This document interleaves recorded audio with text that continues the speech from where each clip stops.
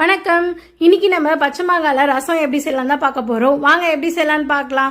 First பச்சை மாங்காவை பாதியா cut பண்ணிட்டு மீதி பாதியில் பொடிசா கட் பண்ணி எடுத்துக்கோங்க.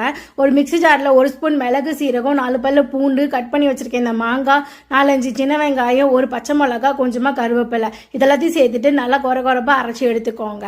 நெக்ஸ்ட் ஒரு குக்கர்ல துவரம் பருப்பு, அப்புறம் இந்த கட் பண்ணி வச்சிருக்க மாங்காய் சேர்த்துட்டு கொஞ்சமா தண்ணி ஊற்றி மஞ்சத்தூள் சேர்த்து 4-5 விசில் விட்டு எடுத்துட்டு அதை நல்லா மசிச்சு எடுத்துக்கோங்க.